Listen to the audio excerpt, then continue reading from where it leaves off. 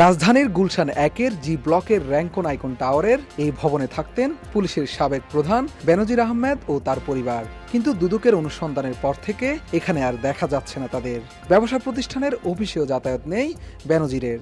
দুদকের তলবি নোটিশও সরাসরি তাদের হাতে পৌঁছাতে পারেনি অনুসন্ধান টিম।